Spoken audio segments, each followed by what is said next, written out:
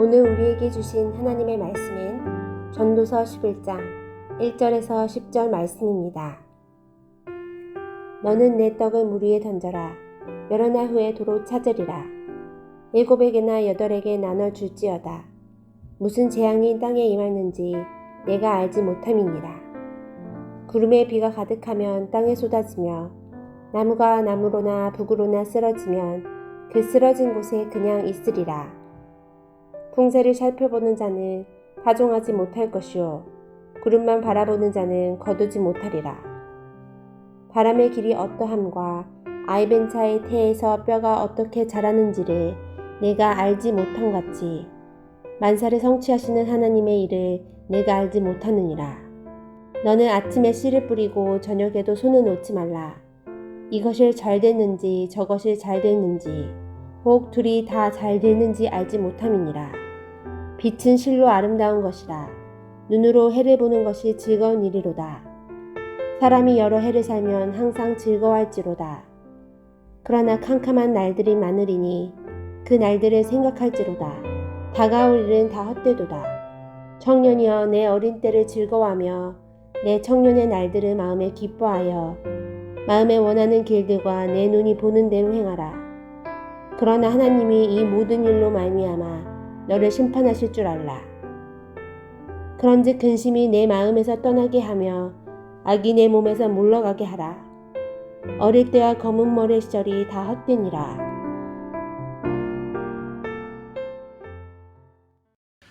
드디어 2022년 마지막 새벽 예배를 드리게 되었습니다.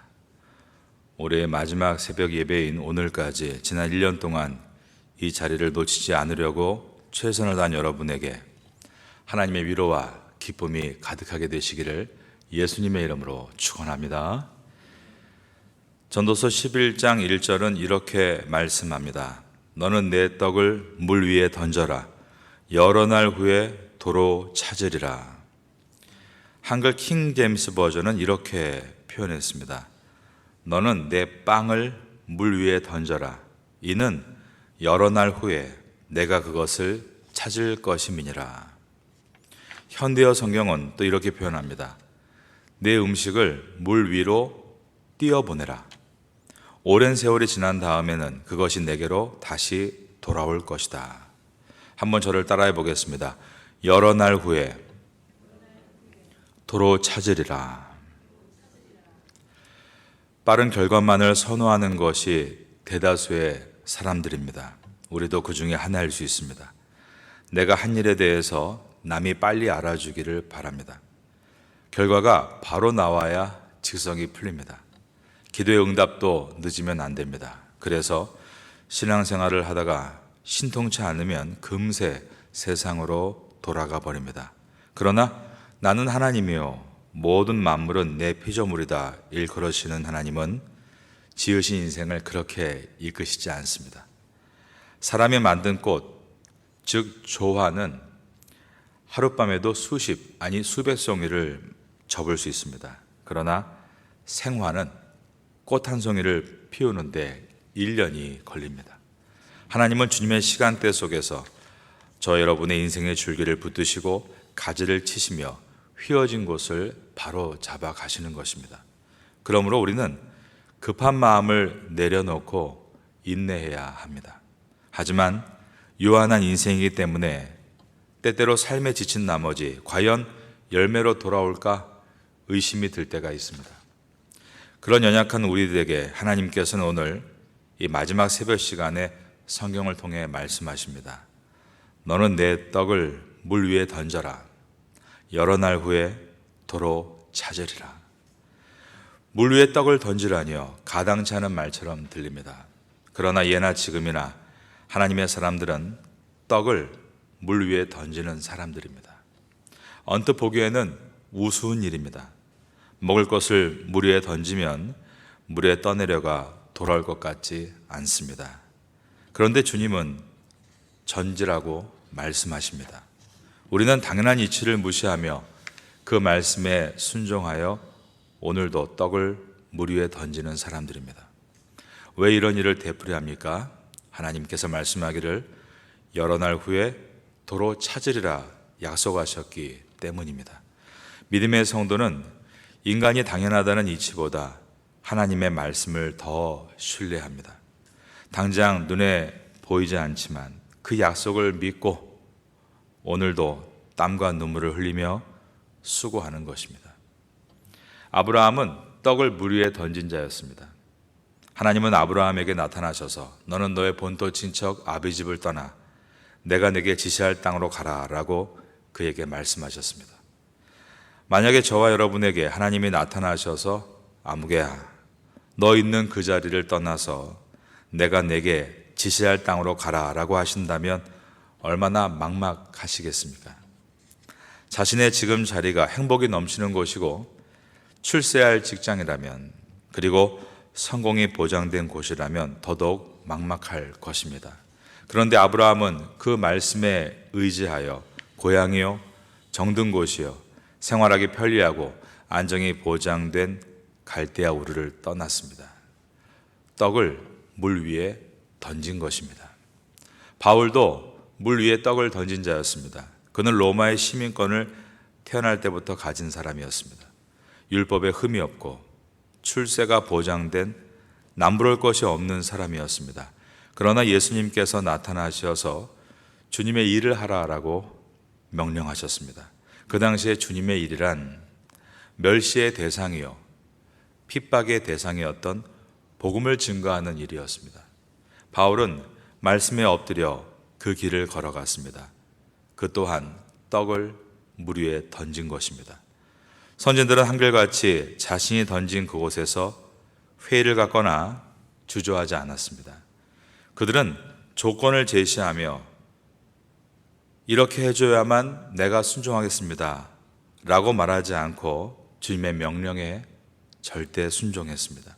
그 길이 고난의 길이어도 끝까지 걸어갔습니다. 왜냐하면 그들은 하나님은 다시 찾게 하시는 좋으신 분임을 믿었기 때문이었습니다. 스데반 집사님은 자신의 생명을 순교의 떡으로 물 위에 던진 분이십니다. 스데반 집사님이 순교할 때 모습이 어떠했습니까? 그 얼굴이 천사의 얼굴처럼 빛났다라고 했습니다. 우리가 볼 때 스데반 집사님은 불운한 일을 당한 것처럼 보입니다.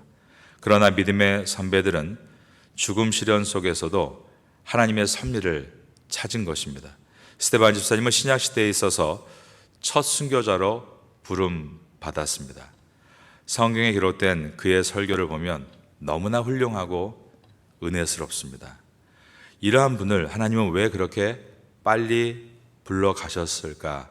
자연스레 의문이 생깁니다. 그러나 주님은 그의 생에 마침표를 일찍 찍으셨습니다. 그런데 그 장소에 스데반의 죽음을 바라보는 30세쯤 되는 한 젊은이가 있었는데 그는 스데반의 죽음을 마땅히 여겨 찬성표를 던진 사람이었습니다. 그러나 죽는 그 순간까지 돌로 치는 자를 용서하는 스데반을 바라보면서 끝까지 죽음 앞에서도 빛나는 얼굴로 최후를 맞는 스데반을 바라보면서 그는 스데반을 통해 복음을 눈과 귀와 마음으로 듣게 되고 이 30세쯤 되던 젊은이의 딱딱한 마음은 흔들리기를 시작했습니다.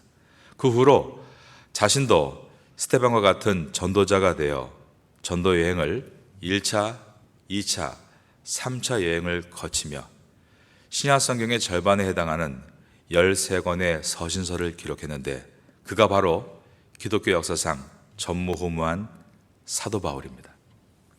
하나님이 헤아릴 수 없는 경륜입니다.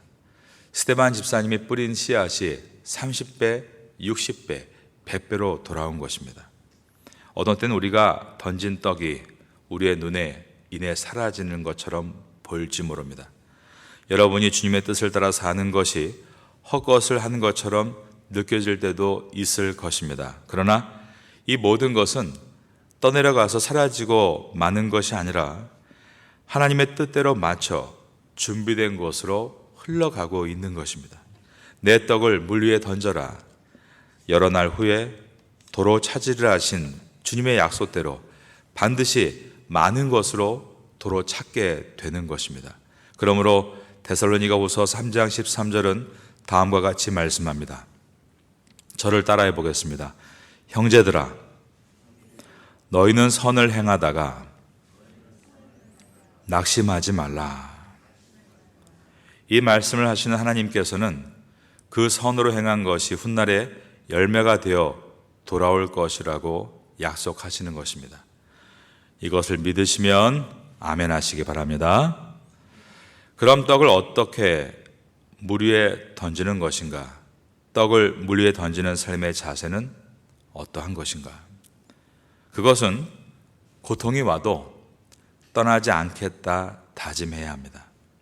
인생은 저마다의 짐이 있고 고통이 있습니다. 인생에 고통이 없는 사람은 한 사람도 없습니다. 대부분의 사람들은 고통을 싫어합니다. 그래서 고통이 오면 도망치려고 합니다. 피하려고 합니다. 포기하려고 합니다.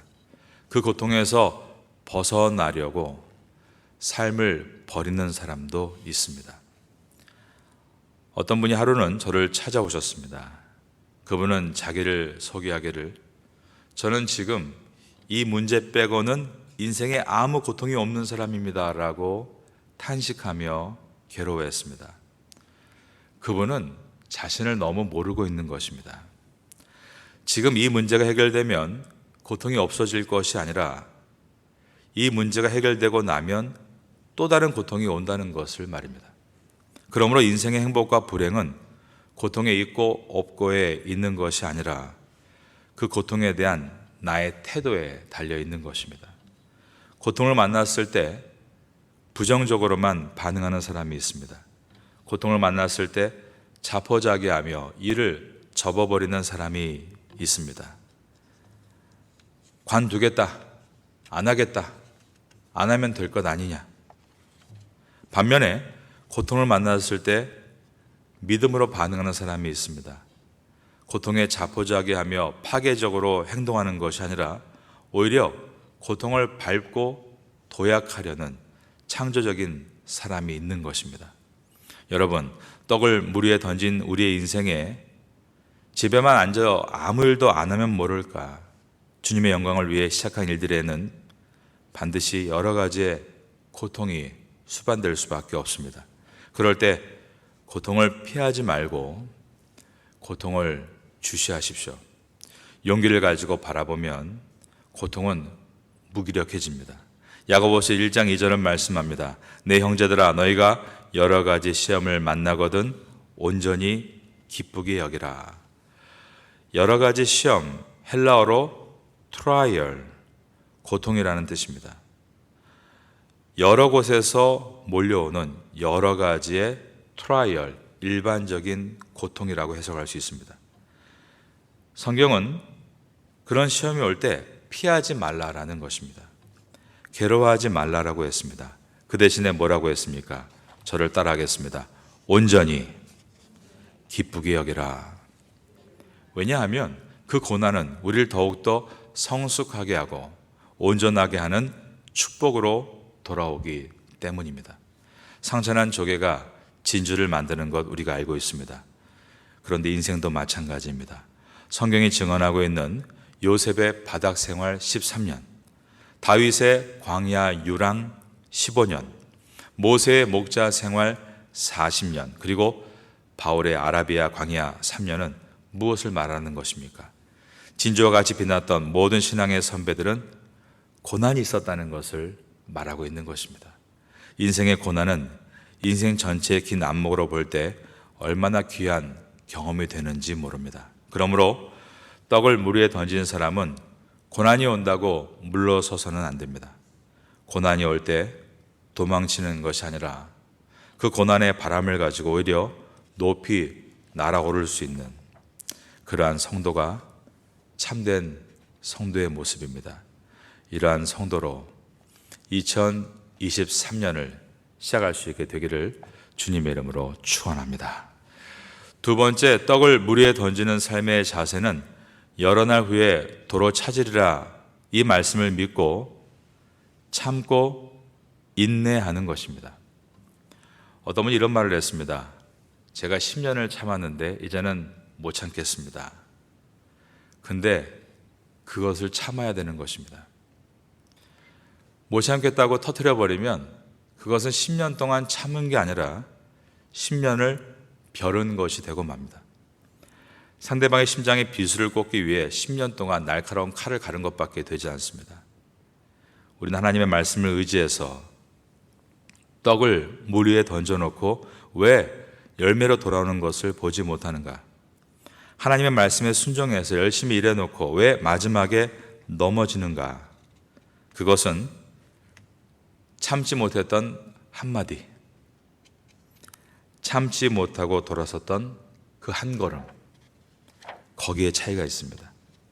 그동안 공들여 물에 던진 떡을 다 없앨 수 있다는 것입니다. 그러므로 참는 것이 필요합니다. 특별히 연말에 지금까지 수고한 것이 열매로 맺혀지게 하기 위해서는 말에 실수가 없고 행동의 실수도 적어야 합니다. 왜냐하면 이때가 하나님께서 약속하신 여러 날 후에 도로 찾으라 하신 약속이 일어날 수 있는 때일 수 있기 때문입니다. 끝까지 인내함으로 여러 날 후에 도로 찾으리라 하나님의 말씀이 이루어지는 여러분 되시기를 축원합니다. 세 번째로 떡을 물 위에 던지는 삶의 자세는 사랑의 동기로 하는 것입니다. 우리는 참 수고를 많이 했습니다. 그러나 어떤 분의 말대로 교회에서 하라고 하니까 의무로 할 뿐 정말 사랑의 수고를 하는 분이 많은지는 생각을 해야 합니다. 우리의 수고는 끝까지 사랑이 동기가 되어야 합니다. 예수님께서 부활하신 후에 제자들에게 다음과 같이 전하라고 하셨습니다. 우리 갈릴리에서 만나자.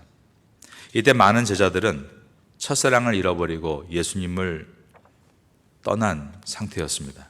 그런데 부활하신 주님이 실패한 제자들에게 우리 갈릴리에서 만나자라고 하셨습니다. 갈릴리는 어디입니까? 제자들의 신앙의 시작점이었습니다. 주님을 처음 만난 곳이 갈릴리였습니다. 주님을 처음 사랑한 곳도 갈릴리입니다. 갈릴리는 저들의 마음의 고향이었던 것입니다. 그러나 지금은 그들 모두 주님을 다 버리고 떠난 실패자들이 되었습니다. 하지만 주님은 갈릴리에서 우리 다시 만나자라고 하신 것입니다. 주님을 다 떠난 실패한 그들이었지만 그럼에도 불구하고 주님은 그 제자들을 끝까지 사랑하신 것입니다. 요한복음 13장 1절에 보면 6월절에 예수께서 자기가 세상을 떠나 아버지께로 돌아가실 때가 이른 줄 아시고 세상에 있는 자기 사람들을 사랑하시되 끝까지 사랑하시니라. 먼동이 트기 전에 바닷가에서 주님을 부인하고 저주까지 했던 그 베드로에게 예수님이 나타나셨습니다. 그 자리에서 내가 나를 사랑하느냐 3번이나 물으셨습니다. 그것은 바로 내 수고의 동기는 무엇이냐라고 물으신 것입니다. 베드로가 얼마나 많이 수고했습니까? 그런데 정말 그 수고가 베드로야, 너 자신을 자랑하고 싶어서 한 것이냐? 내가 일을 잘하는 것을 보여주고 싶어서 한 것이냐? 주님은 그의 수고의 동기에 대해서 내가 나를 사랑해서 했느냐라고 물으셨습니다. 이 3번의 질문에 베드로는 인생이 바뀌었습니다. 그리고 다시 땀 흘려 수고할 때 그는 주님을 오직 사랑하는 마음으로 그 일들을 감당했습니다. 그러므로 힘들어도 눈물로 선교하며 끝까지 감당했습니다. 끝내는 십자가에 거꾸로 매달려 순교했던 것입니다. 이 모든 행위는 그에게 의무가 아니었습니다. 책임감도 아니었습니다. 어찌할 수 없는 막다른 골목에서 갈 길이 없어 그 길로 간 것도 아닙니다. 그는 마지막 죽을 때 외쳤습니다. 나의 사랑하는 스승이 십자가에 바로 못 박혔는데 나는 나의 스승과 같이 못 박일 수 없다. 나를 거꾸로 못 박아라. 그의 모든 동기는 사랑이었습니다. 한 가지 말씀을 드리고 오늘 설교를 마치겠습니다. 지금 한동대학교 선교팀 108명이 저희 교회에 머물며 선교를 하고 있습니다. 그 가운데 만나라는 태국 여대생이 한 명이 있습니다. 한동대로 유학을 떠난 것입니다. 이 학생이 한국으로 유학을 준비할 때 한국 대사관에서 통장에 얼만큼의 돈이 있는가, 또 너를 보증할 사람이 있는가. 그때 이 학생은 가정이 어렵고 돈도 없었기 때문에 저도 돈이 없지만 제가 제 통장을 대사관에 제출을 하고 제가 보증인이 되어 주었습니다. 이 만나 학생은 한동대 선교팀이 후아인으로 선교를 갈 때 후아인에서 그들을 인도하시는 라사미 목사님이 계신데 그분의 조카입니다. 라사미 목사님은 조카를 무척 사랑하셨고 조카가 한동대에 입학할 수 있도록 최선을 다해서 길을 열어주셨습니다. 그리고 한동대에서는 만나의 성적과 그의 비전을 높이 사서 외국인으로서의 특혜, 장학금을 다 받게 되었습니다. 그런데 안타깝게도 이번 코로나 기간 동안 라사미 목사님은 지병으로 돌아가셨습니다.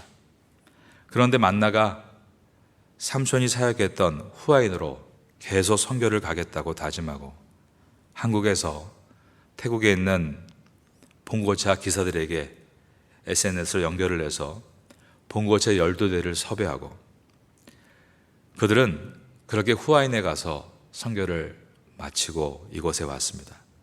라사미 목사님은 세상을 떠났지만 라사미 목사님이 있었던 때와 다를 것이 없이 오히려 더 귀하게 선교를 한 것입니다. 마지막에 한동대 대학생 전체가 라사미 목사님의 묻힌 묘비에 가서 기도를 했는데 그때 만나 양이 많이 울었다고 합니다. 저는 만나 양의 모습과 얘기를 들으면서 라사미 목사님이 물 위에 던진 빵이 귀하게 돌아오고 있구나를 생각하게 되었습니다. 오늘 저녁 7시부터 시작하는 금요 예배에 만나 양이 통역하는 것을 보시게 될 겁니다. 많은 격려를 부탁드리겠습니다. 우리 인생에 던지는 떡은 결국 헛되이 흘러가는 것이 아닙니다. 반드시 열매로 돌아오게 되는 것입니다. 선한 일을 행하실 때 낙심하지 말고 끝까지 믿음의 떡을 물 위로 흘려보내므로 반드시 찾는 은혜를 얻게 되시는 여러분 될 수 있기를 예수님의 이름으로 축원합니다.